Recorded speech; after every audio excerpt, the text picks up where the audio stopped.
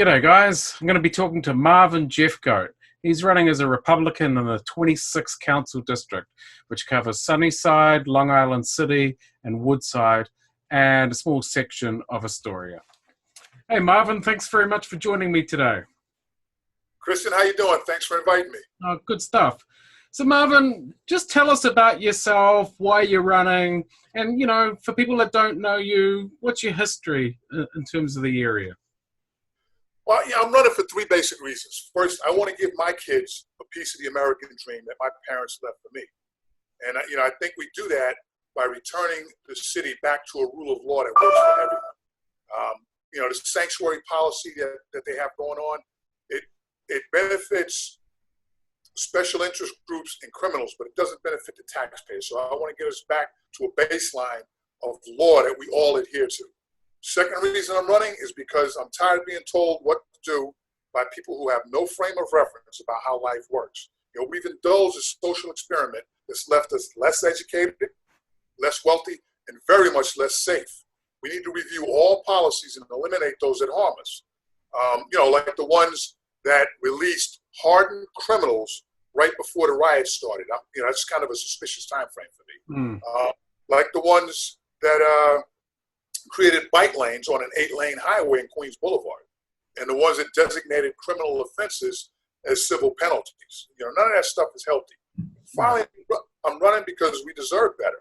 It's time for unity and leadership as opposed to the divisive rhetoric that Van Bramer and the Democratic machine use to inspire hate and vitriol, such as what we've seen in downtown Brooklyn, downtown Manhattan, and Portland with this Chaz zone. They blame President Trump, the NRA, and normal Americans like me for crimes committed with illegally acquired firearms. I submit it's the divisive rhetoric from politicians like Van Bramer and the Democratic machine which are responsible for the political violence we're experiencing. So, we need a leader who will represent us all as opposed to dividing us with hateful speech like, I'm ready to fight. I mean, when's the last time he's actually been in a fight, But when I'm elected, I'll provide the leadership just like I did when I was in the Army in actual combat. I've been in actual fights. So now, Marvin, you're running as a Republican or an independent? Absolutely. Last time I ran as a Republican with the Republican and Conservative Party endorsement, and I hope to do the same thing again. I'm a lifelong Republican. I was born at Queens General Hospital a very long time ago. As you know, I spent 22 years in the Army, and I retired to Woodside in 2004. My youngest son, he's lived here all his life. He was, he's lived in this house the whole time. So that's my background. I'm a soldier. I started out in the Army as a military policeman. I became an infantryman, airborne ranger, and I'm a problem solver. I'm used to fixing things, providing leadership. Wow, that's great. Now, on a local level too, I know you were involved with Community Board 2 for many years. What else are you doing on a local level in more recent times? Correct. I left the Community Board to focus on veteran service issues and to remain the Cup Master for PAC 390, which I still am, which was hurt because of the pandemic. I mean, we've lost, the boys have lost interest, I guess. But, that was one of the things I did. But, I still help folks behind the scenes. But I've served as district commander for the Veterans of Foreign Wars. I served on their National Legislative Committee to do things for veterans. I served as the state commander for the Catholic War Veterans, and I'm currently on the Catholic War Veterans National Board of Directors. My primary focus is with the kids in Cub Scouting and veteran service issues, but I still help out people in the neighborhood. They come and ask me things behind the scenes. How do we do this? How do we do that? And I give them what little bit of advice I can. I help out where I can. I'm always accessible. People see me on the street. They have an issue. They let me know. I'm active in my parish in St. Teresa's. But, it's not, I'm not going to sit here and say, hey, there's a laundry list, this, that, and the other thing. Yeah. People need me. I'm there. They ask, and I'm going to help out. Right. Now, you've been a pretty tough critic of Van Bramer over the years. Why is that? Well, because he's failed us. I mean, if you look at what he did, I warned 4 years ago about bashing the police. I mean, they pretty much neutered the police. You have law enforcement officers, and like I said, I was a military policeman. They put their life on the line every day. And what they did was fundamentally a dereliction of duty. It was reckless. and shameful. But 4 years, and it's all, all this stuff to me looks kind of coordinated. 4 years ago, he was attacking the police, leading marches across the bridge, saying how bad they are. And what that led up to is police officers having their authority taken away and being assaulted. I mean, run over with cars, beaten and battered. You name an employee that's going to take that, But they actually, the police have done a very good job. And New York City has the best police department in the world by far. I'm telling you, it's a majority-minority police department. These guys are out there. I'd like to see more foot patrols, by the way. But they're out there every day protecting us, all right? And to use that kind of rhetoric is disgusting. And it's led to, we've had property destroyed. It's led to violent crime. It's led to a higher murder rate across the city. Van Brander and his cronies, they started all that with their walk across the bridge. And they use incidents and blow them out of proportion to demonize the police. The police are there to help, by and large. You've got less than 1% in this country, about the same rate of mortality as the Wuhan flu, the coronavirus. It's got a less than 1% mortality rate, but they got everything shut down because of it. But less than 1% of officers are bad apples. And NYPD has an internal affairs bureau, and they're brother cops. Brother cops don't like that because it makes them all look bad and it makes the job harder. Now, Marvin, you're an African American. A lot of these people say that they're advocating on behalf of African Americans. What do you make of that? I'm an American, yeah, first and foremost, all right? I'm an American of African and European descent. Right. It starts from the southern tip of Italy all the way up to Wales and Scotland. Strongly Portuguese and Spanish, by the way.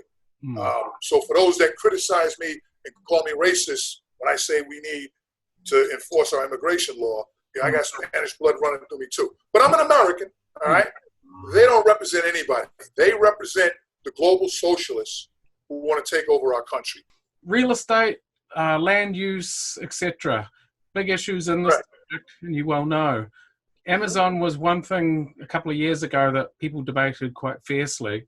What were your thoughts on that? Well, I favored the Amazon deal, but not the way it was. Leave it to a Democrat to give away the store and fleece the taxpayer. I would have negotiated a better deal.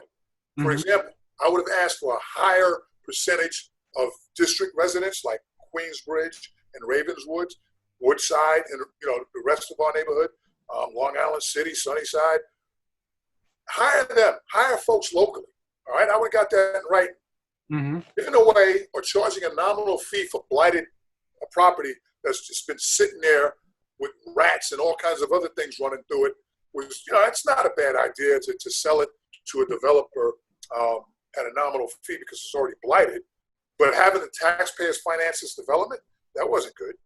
What I would have done to sweeten the pot is I would have started maybe with a 5% corporate tax rate, and knowing I have a basement of 1%, I would have negotiated with them so that they would come on board. But I would lower the corporate tax rate. The current corporate tax rate, by the way, is about 8.5% after net income, almost 10% of a corporation's earnings, money that they made, the government's going to take. So I would have made that somewhere around between 5 and 1%, probably closer to 1% to attract them to come in. But we can't do that now because of the policies of AOC. John Cummings is going to be a good replacement for her.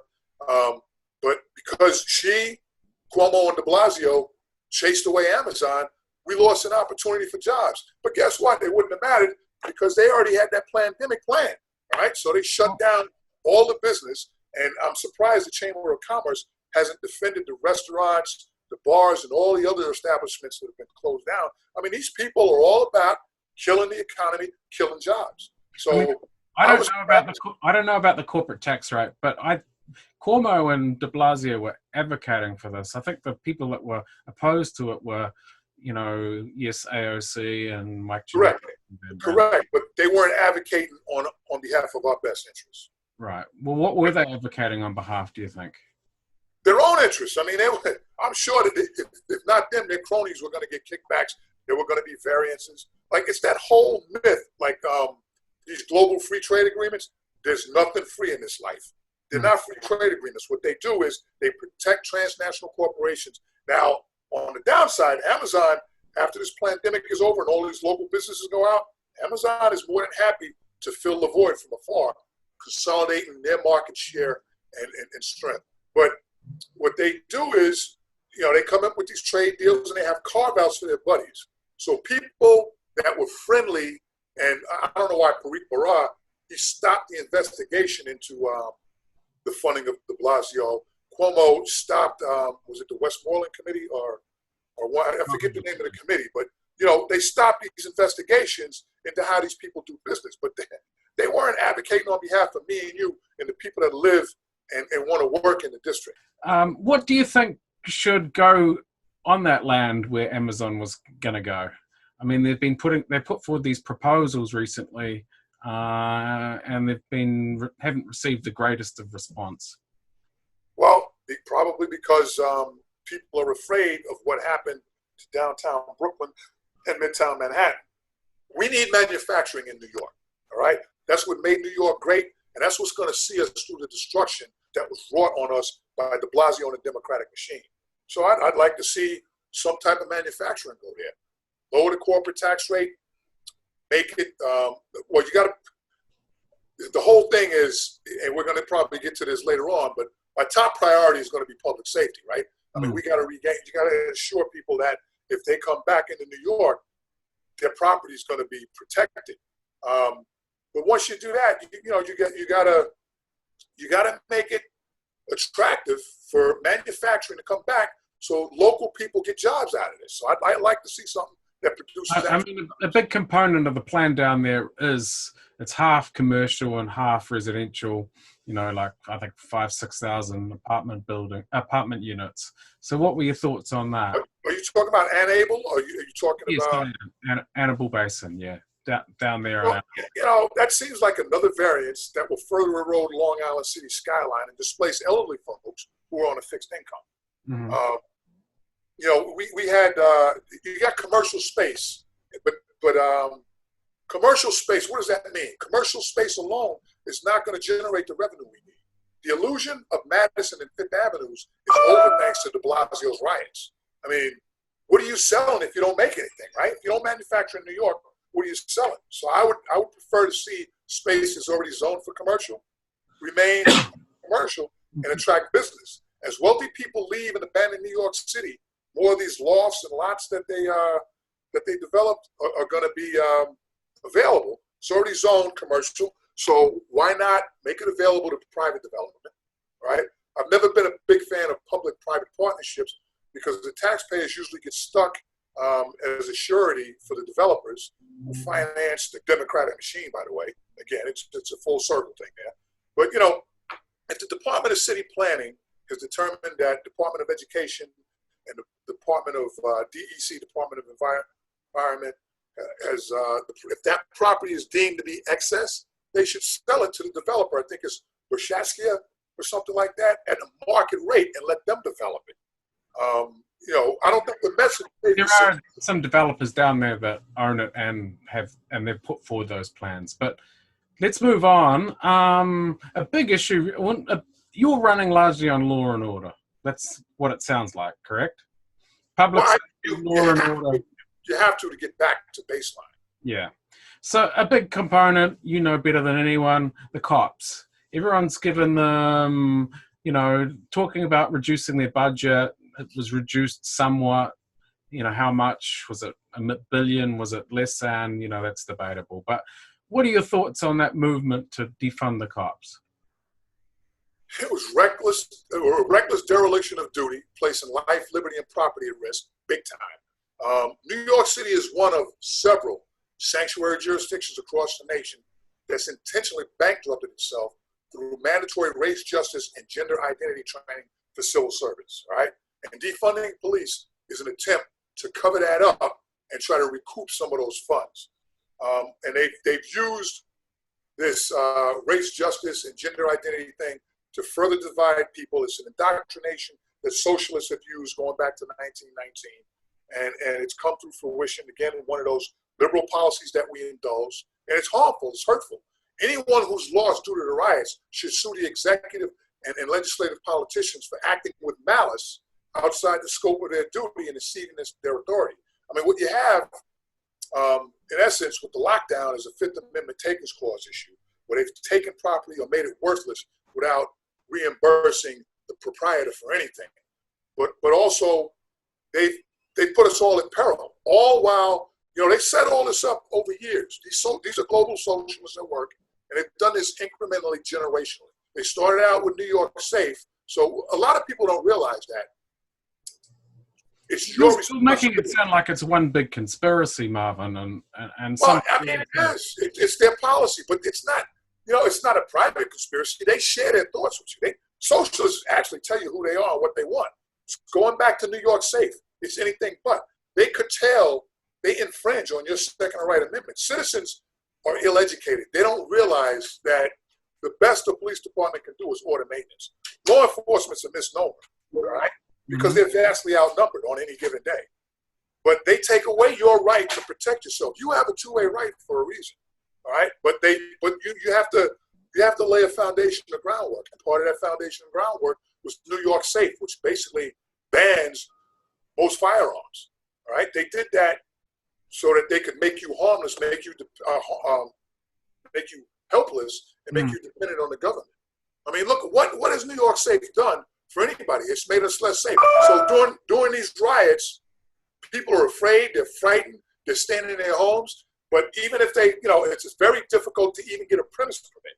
But, you should enjoy, a law-abiding citizen is not going to hurt anybody. You should enjoy the right to carry concealed. If you have to walk to the grocery store, it's going to take the police forever to get there. After your head's busted wide open, your wallet's stolen, what are you going to do? So, yeah, order maintenance and law enforcement has to be my first priority, because after what they've done, we've got to get back. NYPD has lost valuable intelligence and the ability to maintain order because they disbanded the plainclothes unit. So they don't have any information coming in. And when you understand that, like I said, I was an MP, the first thing you're taught in MP school, and I'm sure it's not a lot of difference there. We had a different type of community in the Army, but the first thing you're taught is that a show of force is the first level of force. So police presence is used. And once you take away that police presence, now you're going to have a violent confrontation to get things back to normal, back to baseline. Because the criminal is now used to operating with impunity. He's not going to just give that up. So we're going to have to go in there and confront these bad people with violence, because they're going to be violent, to reverse all the damage created by de Blasio and the city council. Community boards. How do you think, you've been on it, here's Community Board 2. How would you go about the appointments of people for that? I would use the same process the city uses to hire employees based on recommendations from citizens. Yeah, I think the local council member should have some say in that. He's a citizen after all, right? But if you followed existing law, you can't go wrong. There should be an interview process, but it should come from people from the community. I was nominated by people from community that thought that I was a good guy, and I'm sure if they knew I was a Republican, I would have never gotten the nomination.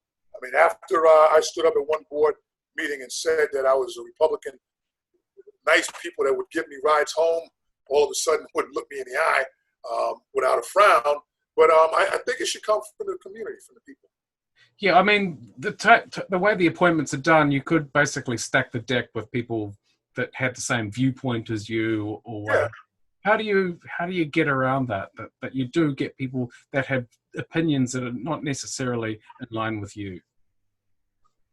Well, like I said, you do an interview process. They should come up with a criteria of what a board member is supposed to do, and the current board members is kind of hard now, because you're right. I forget the gentleman's name, but there's one guy that was on the board when I was there, and he kind of controlled the whole show. But you have to have a fair electoral process in all that we do. You have to have a deliberative process. So people should be able to go before the board and present their issue, their point of view, but also their skill. You should have somebody that can articulate the issues, that knows the issues, that has some experience in life. We should be looking. Not everybody has to be a professional. I mean, you have some people that are homemakers, but they should have input because they raise children in this neighborhood. So that kind of variety I'm open to, but it should be a deliberative process. Okay. Marvin, what do you think about the poverty issues that we've got going on at the moment? Shelters are maxed out. We've got, big food lines going on right now. What would you do about that? You're right, because I look at my pantry, St. Teresa, our food pantry, and now I see working age male adults, whereas it used to be usually older women or women with children. And the short answer is job creation. We have to bring manufacturing back to New York City, the way President Trump has brought it back to the United States. And like I said, the illusion of Fifth and Madison Avenues is not going to generate revenue. We need to lower the tax rates and attract people that build things to New York City. It's not really rocket science. You have space that's zoned commercially, and you have to use it for that. But you have to make, you got to let these people know their property's not going to be destroyed, their pockets are not going to be fleeced. Now, they should be good stewards of the environment. This is 2020, 2021 almost. So dumping green sludge into Newtown Creek, we know is wrong, right? I mean, you can do things the right way without over-regulation, but you have to remove the onerous regulation that kills business. And the best example I can give you, one of the local VFWs was almost taxed out of, or fined out of existence because they wanted to be more green, more economic, and they installed a hot water heater so they didn't have to run the boiler in the summer to wash their hands. They used a diameter of pipe that was 1 inch smaller.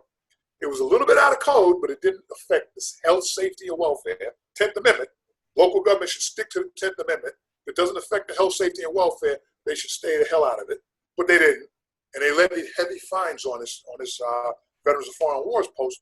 And now with the pandemic, they haven't been able to generate fundraising revenue, the fundraisers to generate revenue. And I don't know, they're teetering on the brink of going out of business, like Anton's and Ricardo's and a lot of other local landmarks. But when you do that to small business, they pack up those jobs and leave. So if you want to stop that stuff, you have to look at these onerous regulations. And what politicians fail to do is to go back and evaluate the regulations they create. I'm a humble man. I'm not afraid to say, hey, I got that one wrong, and go back and say, hey, this regulation is not doing what it's intended to do.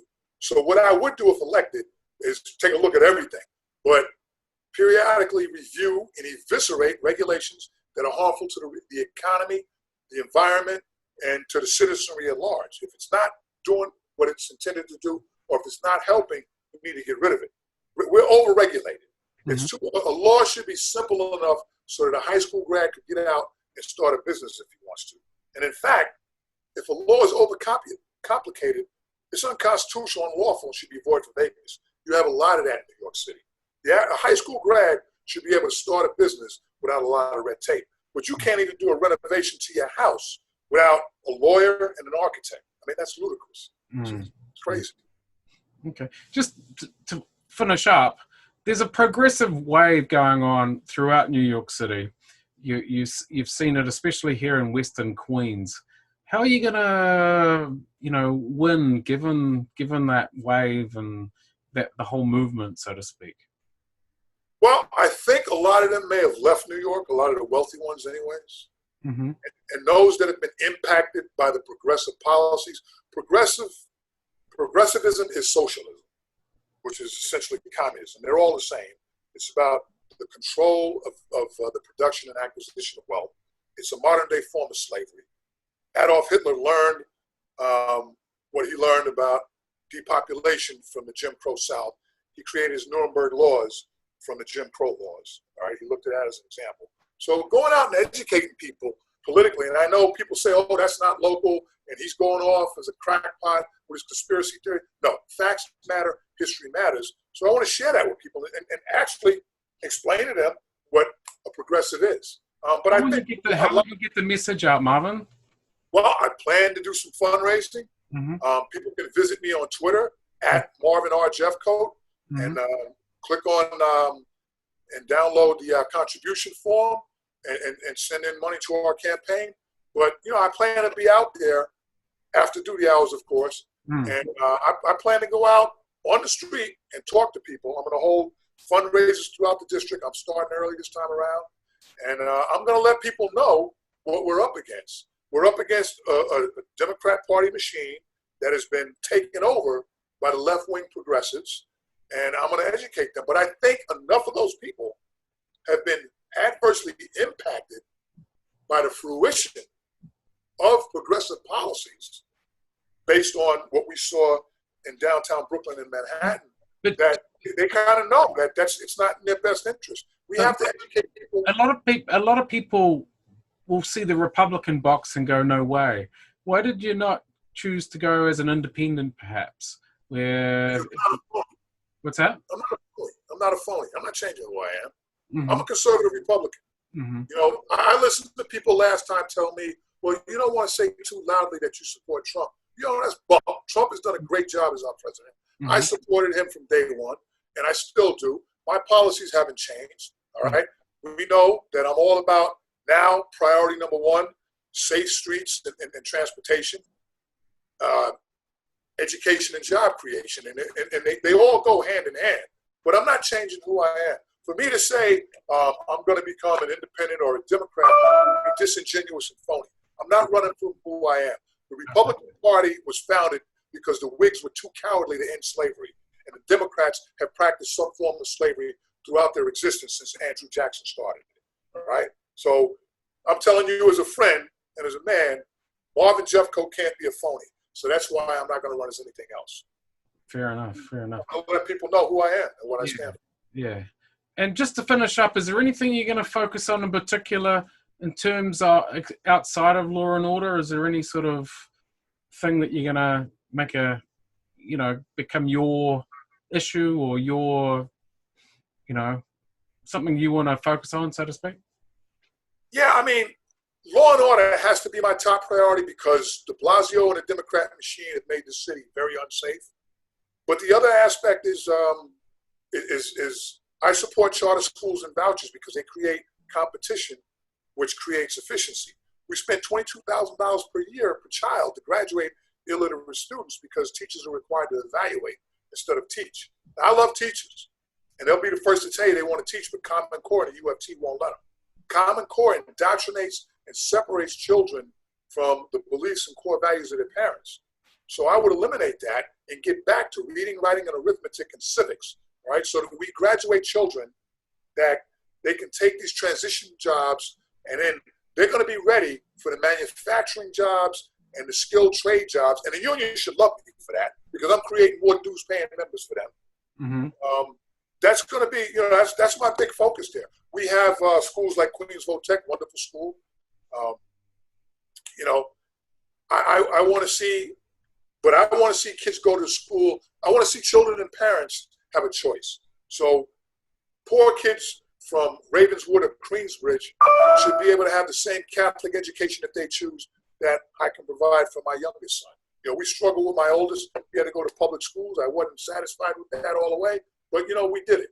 Mm-hmm. But I want to see everybody have school choice, and I want to do away with the indoctrination and basically the prejudice that is taught to our kids. It goes hand in hand. You have politicians like Van Bramer using inflammatory rhetoric like attack and fight when he's never probably been in a real fight. They use that language like, look at what your neighbors are doing, and if they're Trump supporters, let us know, report them, and cut them out of your life. Hitler, Stalin, and Mao did that. And they're starting to, that's the kind of indoctrination that Common Core teaches. We need to scrap that.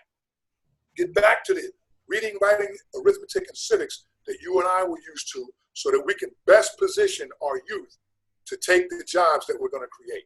So making it safe for them to go to work, that's got to, I can't help but say that I got to make it safe for everybody. But after that, I want them to be well-educated for the jobs that we create. And it all goes hand in hand. It's hard for me to tie it down to just one particular thing, but I'm big on education because my biological mother, rest in peace, she knew one thing. We grew up very poor because she decided to separate herself from the family out in Ozone Park in South Jamaica. And yeah, that was her thing. Yeah. But the bottom line is she always knew this. Without an education, you're nothing in America. And she was right. So I want our youth to have what I had.